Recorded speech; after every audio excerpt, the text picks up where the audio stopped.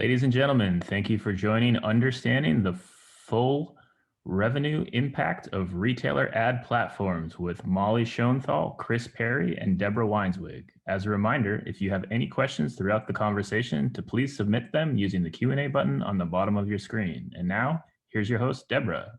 Thank you, Drew, and thank you all for joining us. I'm truly honored to be here today to lead a really important discussion around 3 key points regarding the revenue impact of retailers' ad platforms on the consumer products industry. Number 1, we're going to talk about how to calculate the full impact of your retailer ad initiatives across multiple departments with a framework that will provide the justification you need to support the investment. Number 2, how are some of the leading brands thinking about retailer media influence on other areas of digital commerce, such as social validation and CPA? And then number 3, we'll kind of dig into where large brands traditionally fail when it comes to retailer media and where challenger brands are succeeding. So joining me today to really facilitate these discussions are Molly Schonthal she's the VP of Marketing at Salsify and a founding member of the Digital Shelf Institute and Global Director of Digital Technology and Digital Center of Excellence. And this is where at Mars is where she was previously, and this is how we met, was through the Digital Shelf Institute. She's really run an amazing thought leadership forum for the last 10 or 12 months. And it's really, I would say, led to much of the research. And then we also are very honored to have Chris Perry, who's the co-founder of firstmovr and former VP of Global Executive Education and eCommerce Advisory at Edge by Ascential. So with that, let me turn it over to Molly. Thanks for joining us. Thanks for having us. It's really exciting to be here with Coresight to talk about this topic. Chris Perry and I have been partners in crime in trying to figure out a structure to allow brand leaders to measure the total business impact of e-retail media. And you may be saying to yourself, why is that important, Molly? The reason it's important is because if you've noticed over the past several years, the amount of money that you're investing in being present at a retailer like an Amazon or a Walmart or a Tesco or a Target is just going up and up and up, right? You've got the stuff that you used to do, the old-fashioned stuff, I guess we now say, being in aisle, being an end cap, calling your attention through mobile device to something that exists in the store. And now you have the stuff that you're doing to gain fair share on the digital shelf. So all of their .com sites. And the pain that people are feeling around this is almost what feels like out of control trade spend, or trade spend that is now national media and trade spend. And inside the executive forum, we were noticing that a lot of our members were coming to us with the question, which is, how do I reconcile my P&L for e-commerce when I need to invest so much with the retailers, both the old way and the new way, and sit inside my P&L? Isn't there a better way to account for the value this investment produced across the entire business? And Chris Perry and I thought, yes, of course there is, because we've talked to different companies who've said this exists, but no one had the keys to the entire story because everyone had a piece of the puzzle. And so what we've done is put all the anecdotal information that we've gotten from members together to present you a framework that you can use inside your business to help maybe convince you that you're not super insane, but also help to understand why this investment is so important. So without further ado, we are going to take you through a framework that Chris and I developed to help answer just this question. Great. I mean, Molly, we've gotten this question, I'd say from the CPG side and retailers, brands, manufacturers, because things are changing so much in this environment. I mean, why should retailer ad spend matter to all e-commerce leaders? And I'll jump in. I mean, we're going to speak to we'll speak to some of the many benefits that kind of fall into this framework. But ultimately, there are the knowns and then there are the unknowns. And so, Molly, why don't you speak to the knowns, because this is what really generated this whole industry around retail media. Sure. So it's pretty obvious that if you're investing in retail media, you're investing in media value and e-commerce, right? That is why you do it. And that is probably the one thing, hopefully, you feel confident measuring. However, what Chris and I uncovered is in order to truly understand the impact of this investment, you need to be looking at more. And you should be looking at more. Uncovering some of these lesser investigated, lesser measured, lesser known benefits of e-retail media will truly help you to build that case about how to create a P&L that makes sense and how to account for the total business value. So let's take a deeper dive. Chris, why don't you introduce everyone to the framework that we created? Yeah, so we're going to dig into different areas of this just to highlight pieces that you can either already start measuring. You may already have data, or you may need to go seek data to kind of build out this ideally apples to apples view of the full value that all of our media is taking, but specifically the unique values that retail media is taking. But what we thought is that ultimately there's some values, some impacts that are kind of short term that we would generally try to get from anything that we would do in media or marketing. Like the media value, right? There's some value to actually messaging your consumer. The sales impact in this case, because we're an omni-channel, there's both online sales and offline. And then obviously because you're investing with the retailer in some instances or dedicating some of your spend to a retailer, informally or formally, there's a partner value. But that's that short term. But then there's this longer term, especially in the online space, which is increasingly influencing the offline. And you get this kind of domino effect or ripple effect or arguably flywheel effect that starts impacting mid and long-term factors. And so understanding that we might not have the full science down across all of our expertise in the industry to tease it all out, we need to start trying to pursue this because we need to turn the art that maybe hasn't been fully understood into a science so that we can ultimately measure this impact and make the right decisions, right? Because maybe the right decision isn't doubling our media investment in retail media, but maybe it is. And so understanding this will help us do that. Hey, Chris, I've got a quick question if you can. I mean, there's a lot to unpack here. What's the most important benefit of retail media investment? We're going to talk to a number of them, and I would say that the classic marketing answer is it depends, but it really does depend on who you are in an organization, what you're measured on.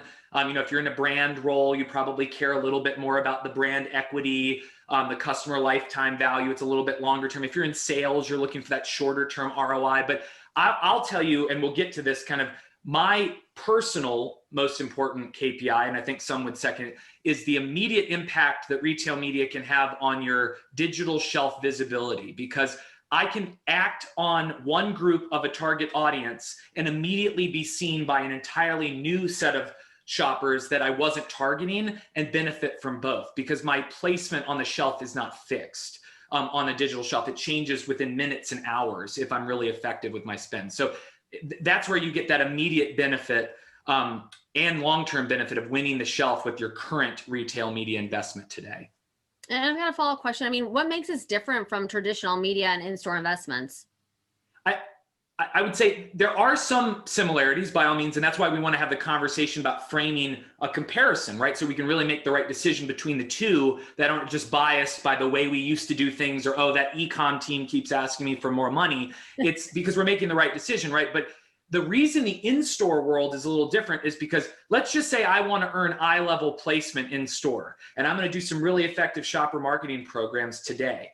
I might be effective and I might drive my velocity up and I might get more sales and share. And in 12 months, when I have my line review, I can negotiate that eye-level placement. But that's 12 months from now. If I'm really effective with that same spend in my omni-channel environment, I could be on eye level tomorrow if I'm really effective, right? So that's the key difference, is the immediacy and then that longer term impact. I could get 12 months of benefit without having to wait for the line review.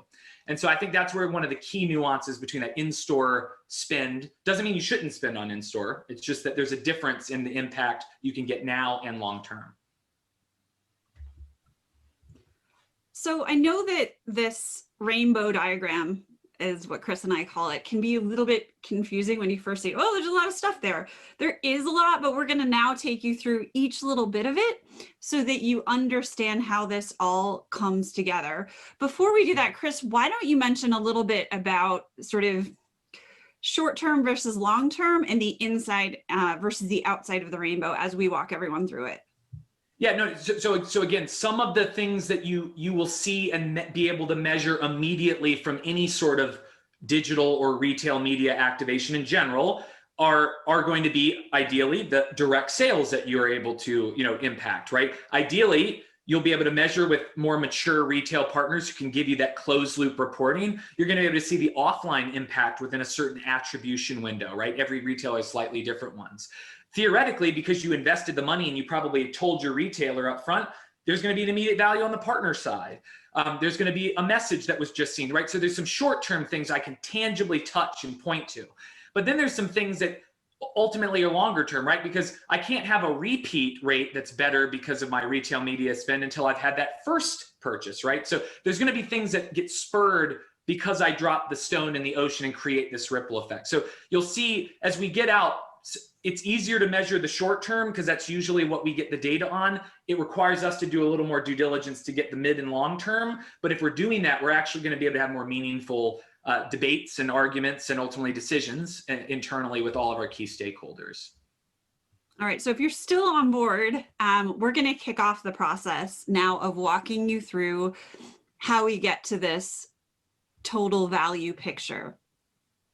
The first is a little bit obvious, media value. You don't invest in e-retail media without supposing that it's going to bring you media value.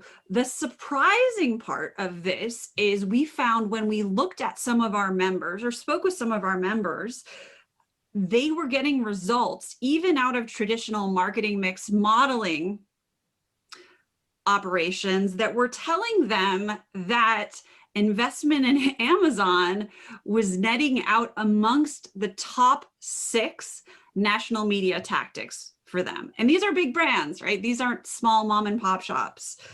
We were also finding in speaking with our members that investment in e-retail media was netting out search term surges that were the equivalent of TVC ads. TV commercials. So one brand in particular showed us a chart of the search term frequency that they saw when they issued a Super Bowl ad on top of the search term frequency that they saw when investing in a particular Amazon media unit, and they were the same. Those are the less understood and I think less mentioned parts of media value of e-retail investment. I mean, Molly, it's interesting to start to look at some of the poll results. And I think some of the questions that remain are, right, how does retailer ad ROI compare in effectiveness to traditional advertising models? And, we can see what some of the folks who've joined us today, what they're thinking about for this coming year and, kind of what worked for them last year as well. Yep. So the work that Chris and I have done to create a framework should give you some of those points of comparison. However, we will say now and we'll say again that you need to put your numbers in here. So we're going to show you a framework and you're going to need to use your assumptions. What we've given you that hasn't existed before is a logical way to go about it. And ultimately a range of assumptions, right? Because I think sometimes we're going off of like, well, we did this one study last year and I think it's outdated now. Whereas we were able to pool lots of studies, lots of anecdotes together that all seemed logical and reasonable in isolation, but now start to triangulate a meaningful range that even if we took the most conservative rates in every one of the buckets, we'd still find that we had a lot more value than what we were initially giving ourselves credit for, right? From a retail media investment standpoint. So we have that media value. And again, to that point, there is brand building power in running media through your retailers, even though you might technically be further away from the consumer and closer to the shopper. But is that so bad a thing when we actually want them to buy, right? There are always objectives for going after a consumer and creating the consumer who you hope then becomes a shopper and then a buyer. But why are we so afraid of that shopper blurry area where they actually might be both consuming and considering buying? So the media value is one. We talked about the other known here is online sales, right? We wouldn't have been doing online advertising with retailers if we didn't think we could generate some sort of immediate ROI, even though we were hoping the ROI was much bigger because we knew we were engaging as shopper sizes of one across the omni-channel space. So online sales is 100% something we're looking for. And this is our partners at PackView shared some great stats, just giving a range across different categories of generally the kind of ROAS or return on ad spends that many brands are experiencing, specifically with just Amazon advertising, but you would see similar in many cases across different retail platforms. And so ultimately, depending on their objectives, who they're targeting, when it comes to paid search, obviously, whether you're going after high competitive, high traffic category terms versus branded terms, you're going to get different ranges of cost and then returns. But most brands are seeing pretty strong return on ad spends for their investments, which is one of the primary metrics that they're using to kind of define whether they keep going. One little caveat though with ROAS is important to note. The ROAS does not include all of the investment you actually put behind it. So it is one metric to use, but you should really be factoring in all of the investments, promotional spend and redemption, COGS, et cetera, to get a real true ROI that you can kind of leverage apples to apples. But ROAS is what every retail media network can ultimately give you as their core metric that gives you some sense of sameness across, and lets you decide between them. Hey, Chris, I've got one question. I mean, I have many, but we've got the known impact that retail media has in online sales, but what are some of the additional ways retail media is creating value, and how is that unique from traditional media investments? I think that's a critical component right now, and certainly speaks to what you got, what the presentation is discerning. Well, and Deborah, we'll definitely get into some because I don't want to spoiler alert all the fun we're going to dig into, but I think it goes beyond the two knowns, right? I had a display banner and it communicated something great about my brand, and there's some level of media consumer facing value. And yes, because it was in a shopping platform, it was much closer to the point of purchase and it converted that sale. Outstanding.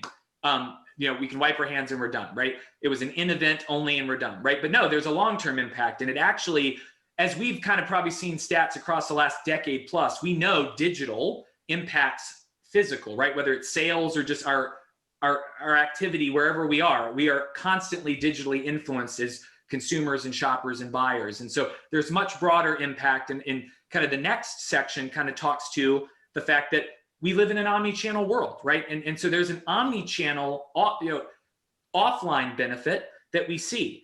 Now, all of us, I'm sure a lot of people watching today have some anecdote from their internal where they spent just enough money to get an MMM study, a media mix modeling study, where they had one outside agency be able to provide them some insight into what an Amazon or a Walmart.com ad was able to generate. Anecdotally, across the board, on both the brand side and the retailer side, we were kind of getting the same general range of impact that dollars earned online were actually being generated offline at the same time. So we saw, we had a leading laundry brand, saw a 10% increase in POS sales in store from a different banner retailer versus driven by their Amazon paid search. And that was the only noise they had going on in the marketplace. So they were able to attribute it to that. We've had brands on the CPG side, from Amazon to Walmart, seeing that kind of I think the original stat I remember seeing was like for every $1 earned online, $6 were earned offline, where we had a leading household brand who saw that very thing, but it was actually $7 offline when Amazon was advertised, and it was $10 offline for the Walmart media for Walmart in-store impact. And then we actually had an omni-channel retailer who actually, in all honesty, has the best situation because they've got the closed loop loyalty data, actually saw when they ran their own advertising on their platform, for every $1 spent online for their advertised portfolio, they saw $11 spent in store on those same advertised products within a logical attribution window. So again, this is all intuitive to us. We know in our hearts that we're omni-channel in behavior, even if we see it in one channel or another. But we got lots of validation across the board, and it was generally in this 1 to 6, 1 to 11 range. And I think again, if we want to just take that conservative to start, that gives us a healthy place to build assumptions around our broader ROI. So Chris has started the below the waterline view of the iceberg, which Deborah is beginning to answer this question. In addition to those two things, media value and e-commerce, what else are you generating in your business with e-retail media?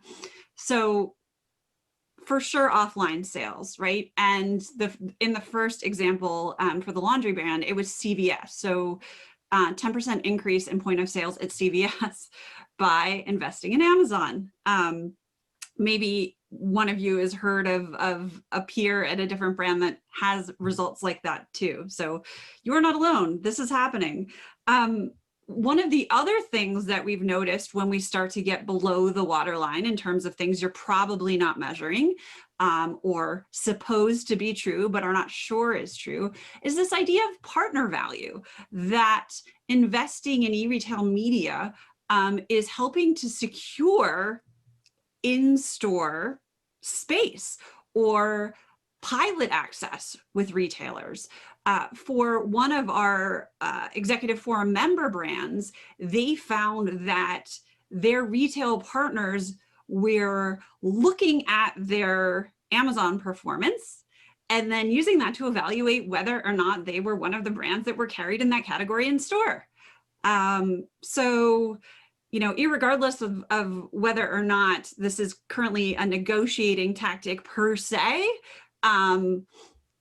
your investment in e-retail media is being used as an investment in your partnership.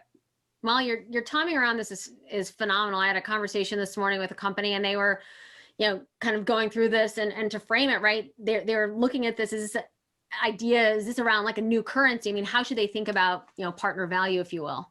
So I have gotten into conversations, well, with Chris and with some of my colleagues at Salsify around, you know, the good old days when you could talk to someone in media at Amazon and then talk to a merchant and then use sort of the goodwill from your media investments and conversations to affect the kind of preference that you get from or credit that you get in your category. I think that is not happening anymore, as I understand from insiders, because there are so many departments at Amazon and you're lucky if they're talking to each other. But what is happening is, as you point out, another kind of currency and another kind of value that's absolutely still relevant in today's e-commerce economy. And I would just, the interesting part about it is if you talk to any sales leader in CPG, going back to whatever tactics and investments were made in their retail accounts, they have been, this is like tried and true. I go in and try to get something out of the buyer, right? Like hey, I'm doing X, Y, Z for you. I'm scratching your back. What are you doing for me? That's a traditional tactic. What's cool though about this is in the past, when we would launch an NPD, or we would be, you know, we had a huge new brand campaign around a season.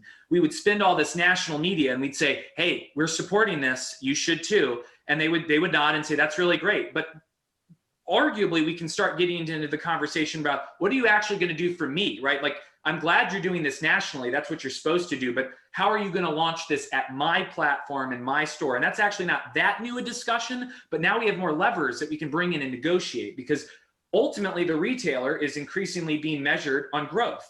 That's why Walmart merged their buying team so that they have the same KPIs. And so they're looking for those who are supporting that growth and aligned to their alignment, right? And so ultimately that's going to help brands if they can best negotiate that with their partners, because now you can actually dedicate brand media to the retailer and show them your commitment. So that actually may allow some brands to show better commitment to the smaller players who maybe don't get all of the big brands. That might be your in, is to work in through the super regionals and some of the players that aren't the big mass players, because you can actually dedicate your money there. So there's another element here that as we kind of moved, you know, past that first ring, we get into something that will seem pretty obvious, but I think it's important. Repeat rate, right? We all want not only that trial purchase, that first purchase, but we want loyalty. And it's hard to use loyalty because are you really loyal, or you found me convenient enough to keep buying me and you didn't want to go re-research me, right? But either way, when I go in store, I can defect every single time because there's nothing tying me to your product outside of just my own shoes walking me down the aisle. The end cap can catch me, a shelf talker can catch me. But when you shop online, especially in online grocery where you're building your basket, the vast majority of purchases are starting from the past purchase history.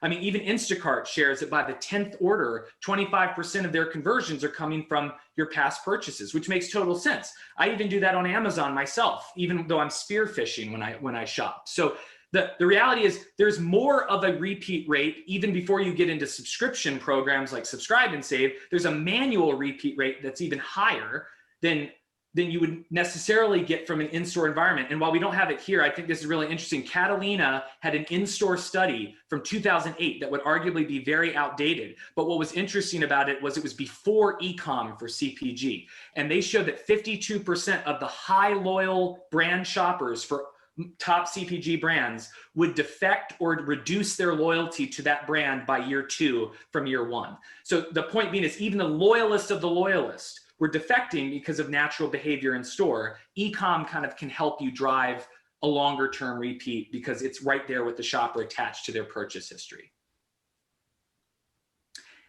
And then there's also another element, right? So as I buy online, I am connected to my purchase and the retailer generally tries to prompt me to review that purchase.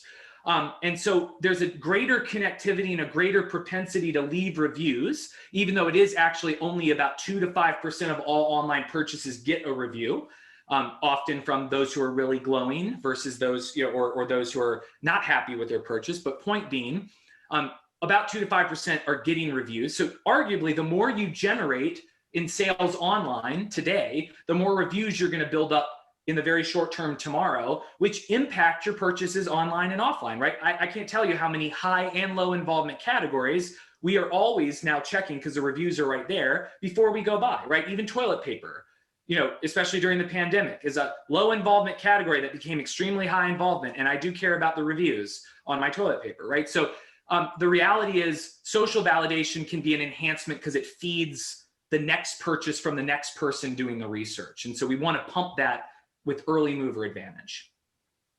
Hey, Chris, I'm going to give you the next slide, and then I'm going to cheat a little bit and paraphrase a couple of the questions because I think they're pretty interesting, even though we're not at the FAQ piece yet. Sure.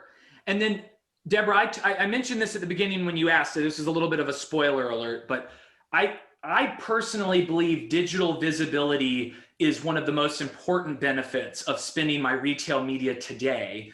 Again, not without strategy or objectives or planning, but because the flywheel effect that Amazon pioneered, but that is a real strategy for all of us in the industry. Creating a flywheel, it's actually in Jim Collins' Good to Great book. I mean, it's a core strategy for success if you think in that mindset.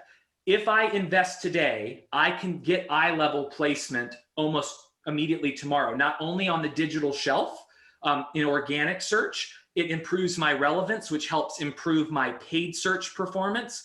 And it ultimately helps me show up in merchandising because increasingly our omni-channel retailers are they're trying to automate to make their sites more efficient.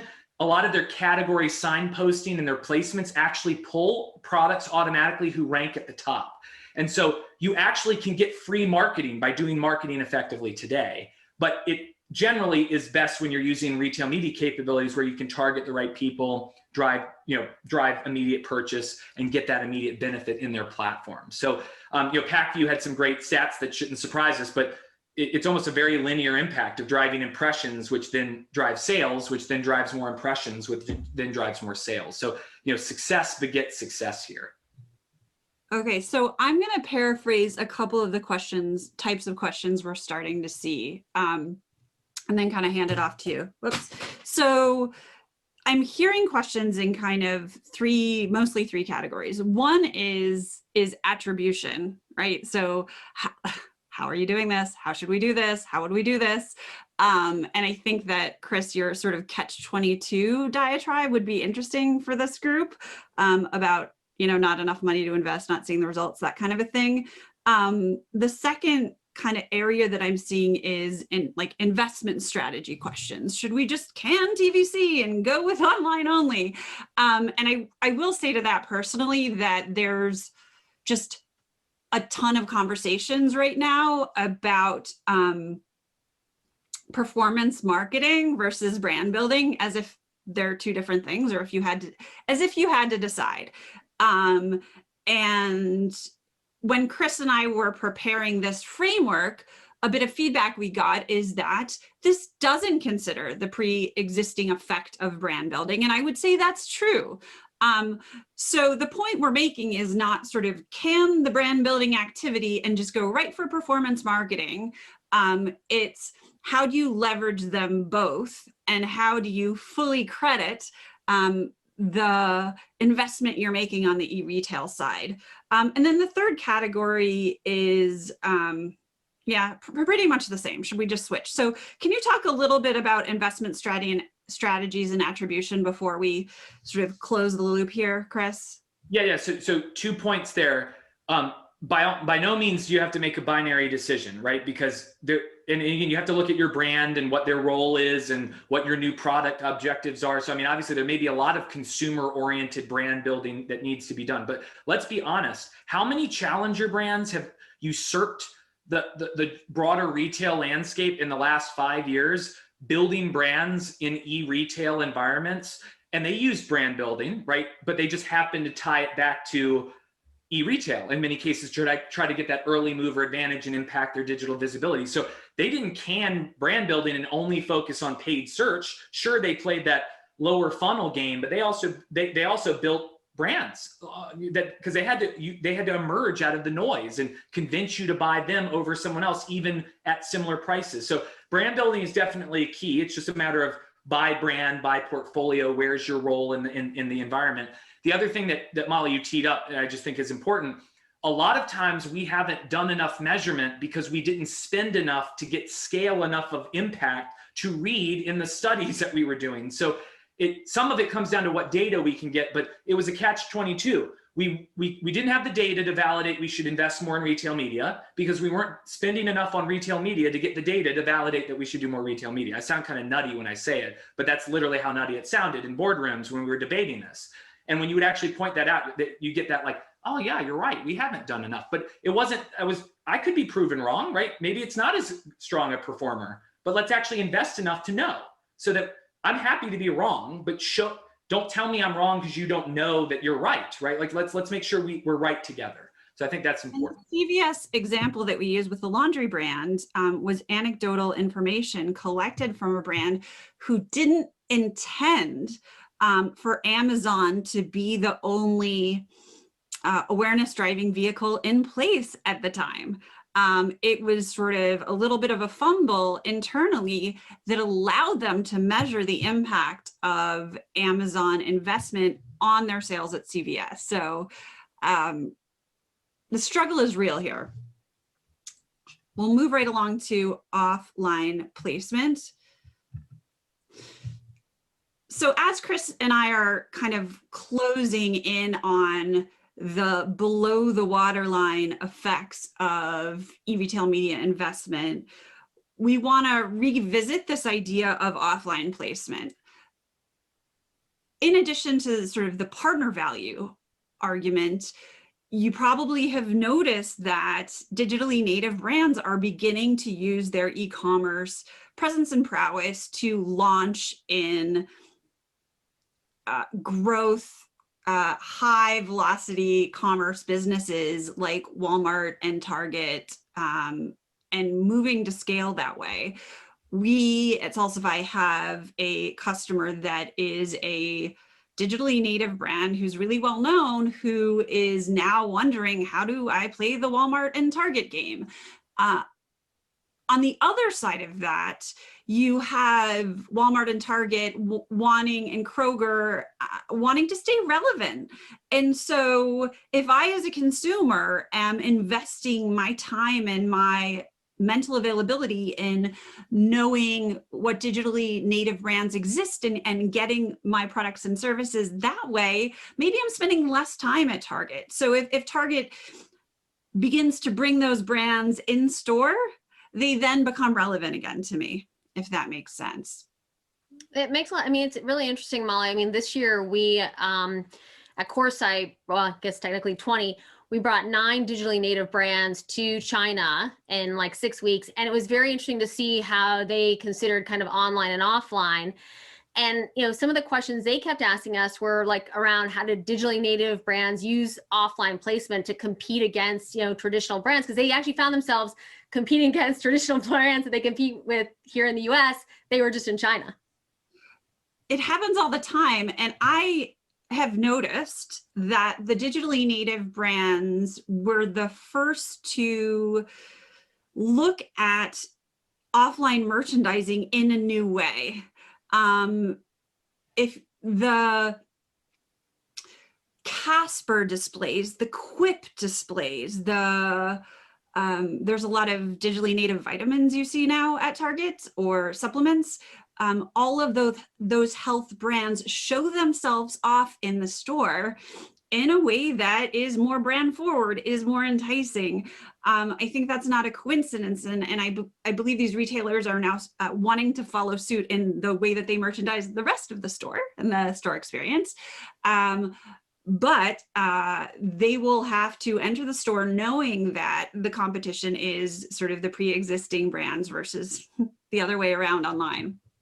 And what's interesting, and by all means, having been a part of big companies, I understand the real challenges, because as a large company, you're trying to be more efficient, and with efficiency sometimes comes the lack of customization. But let's be honest, why can a challenger brand usurp you on e-com? Because they're only measuring themselves on e-com KPIs right out the gate. So they're literally in real time going back and forth. Oh, that didn't work. That did. Okay, scale that. Don't scale that. Test and learn, fail, optimize, succeed, right? And then when they get into the in-store world, they're not mass yet. So they go into Target and they lean in and try to, like, to Molly's point, really bring the best of them. Maybe it's more costly, right, to bring that merchandising to an end cap, but they do it because that was their in, and that's how they're measuring success. When they get to a scaled level, they're going to have to measure. They're going to measure a little bit differently, and they're going to make different decisions. But we can take a page from that. We are what we measure, right? So if we're measuring on efficiency, that's not wrong. It just means that we're not going to do some of the things that those who can measure on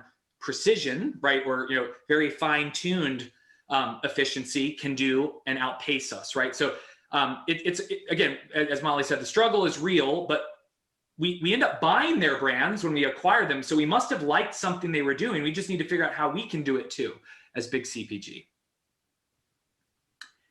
And then this is the last ring, and this is probably the hardest to truly measure long-term, because again, you've got to align people on your own attribution window. But it's this idea of, and this really goes back to digital visibility, but then that offline visibility that the digital leadership gets you over time. If I'm winning online organically because I spent effectively now, and I'm getting offline placement because I'm a leader online, I'm actually winning the shelf disproportionately from others. Meaning that when I pair that with new media in the future, I actually don't have to spend as much because I'm already where they want to be.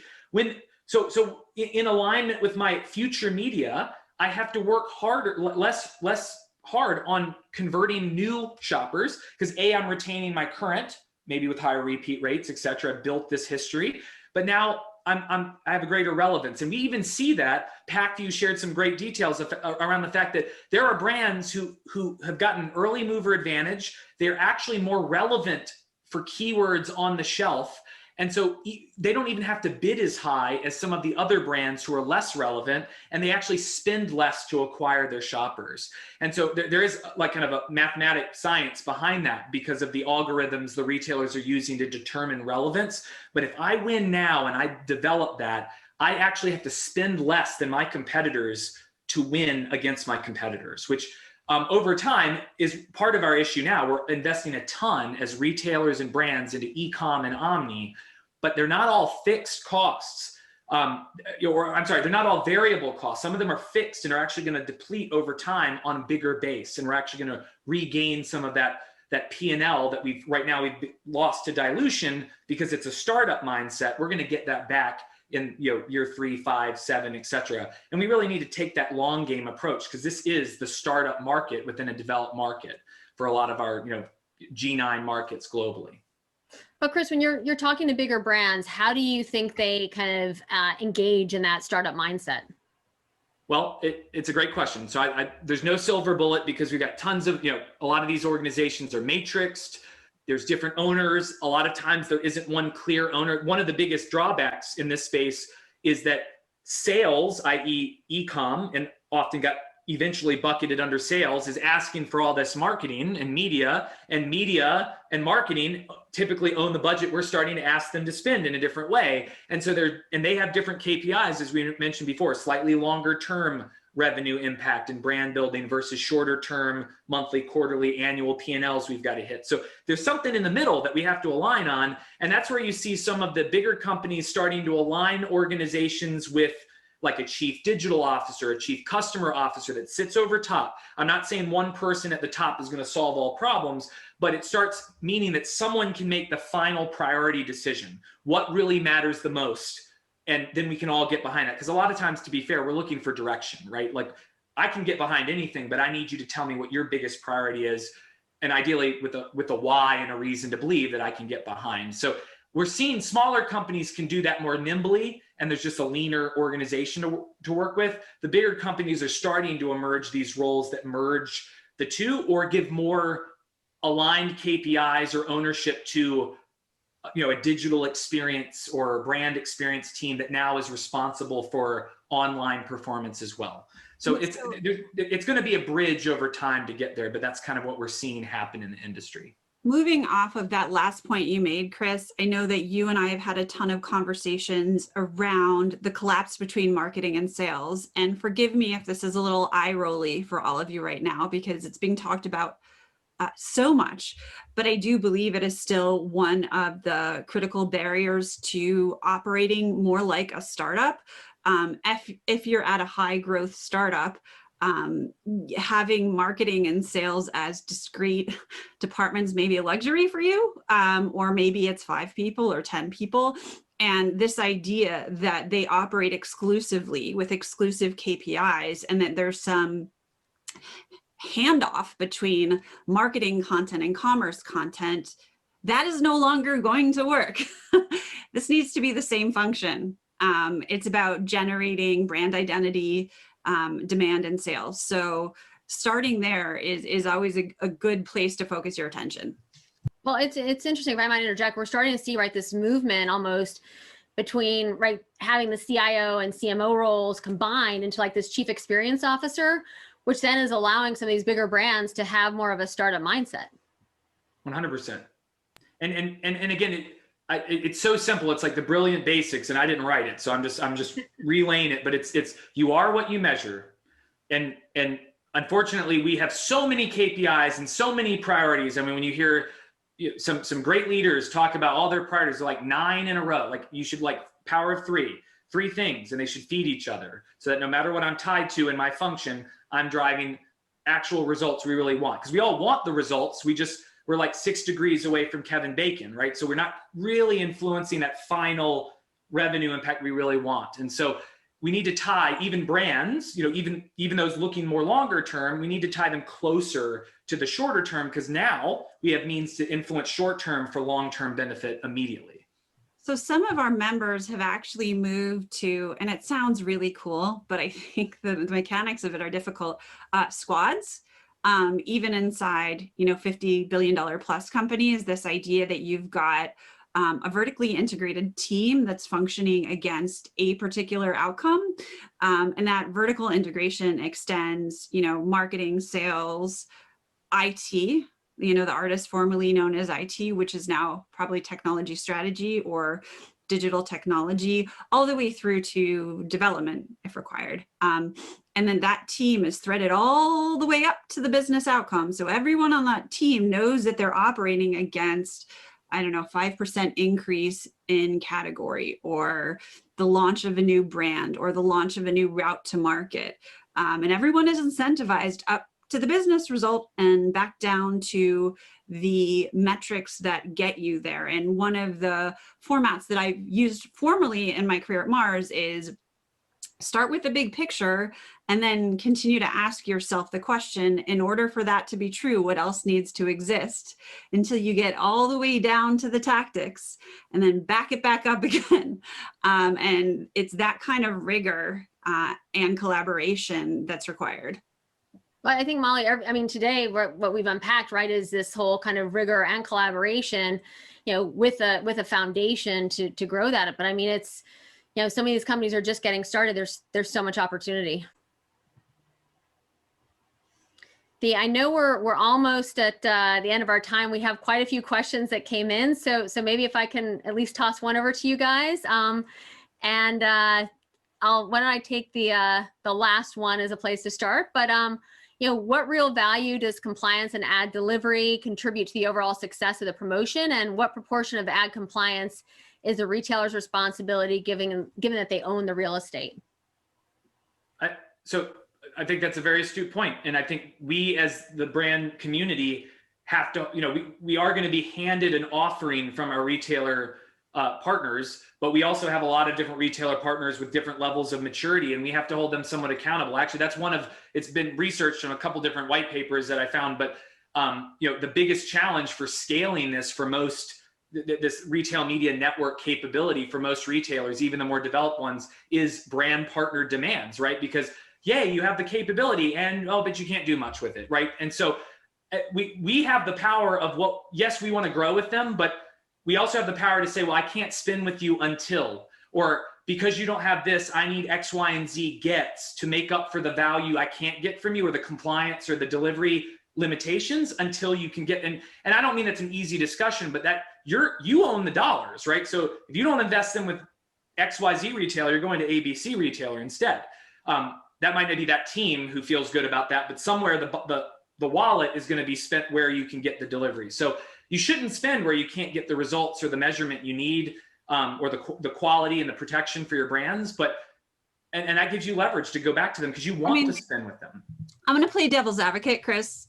This is why we partner up, because I can hear some brands that aren't off of mute saying, but we don't have a choice whether or not we're with Amazon, right? They're the game makers. There's no game without players. Okay, so one thing I will say is that there is room for brands to organize themselves and give reasonable feedback. Amazon wants to make money. You want to make money. If you can work with more than one of your peers to put together a proposal for something that you want to see changed, and you represent 70% of their category, they have to listen to you, right? Because they want to make money and you want to make money. So it wouldn't, you know, fall to this idea that you have to do whatever they say all the time. So supporting Chris, but no.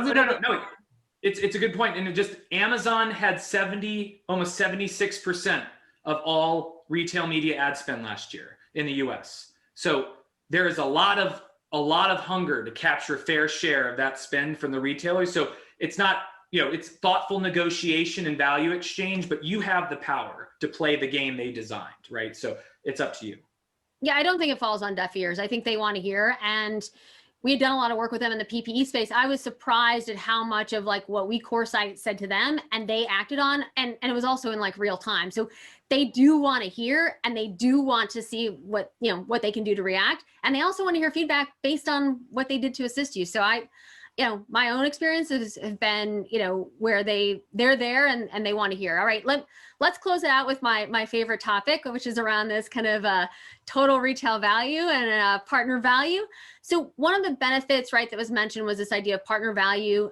Someone asked, can you give some more examples about how the brand retailer relationships can benefit from a brand increasing their retail media spend on the platform? I would just say, there's lots of examples. You might actually already be doing them internally. So I would interview your stakeholders. Maybe they're not doing it holistically and it's a one-off, but I can't tell you how in the early days of e-com, you bring some money to the retailer, suddenly you're one of their category captains. Like you almost didn't have to know anything. It just helped if you did, right? We've matured a little bit. Now you need money, expertise, and a plan, because sometimes your buyer, no offense to the retailers, but they themselves aren't e-com experts yet or omni experts because it's evolving. So you bring a plan, and where I've actually seen a lot of success from brands who either tried internally, took a more cross-brand approach so they could bring fewer, bigger, better programs and initiatives to not only within their own company, or they partnered across the aisle with other manufacturers to bring even bigger spend together. Because arguably the retailer has some seasons they want to activate, but you could bring them new seasons, or you could bring them many brands partnering together who just brought you $2 million of investment versus my $200,000 of investment by myself. So they want to see fewer, bigger, better because they're lean, mean, trying to make a lot happen. So it's about bring them efficiency, but that's actually, shopper or guest or, customer oriented. And you're gonna see them. Your asks for them to give incremental gets will be well received because they'll want to make this successful. Absolutely. Well, Chris, Molly, I feel like we just scratched the surface of these key points around revenue impact of retailers' ad platforms on the consumer products industry, and I think there's a lot more to discuss. And so I know that there's a lot more research that's been done, and we look forward to you sharing it with us. Thank you so much for joining us today. Thank you so much for having us.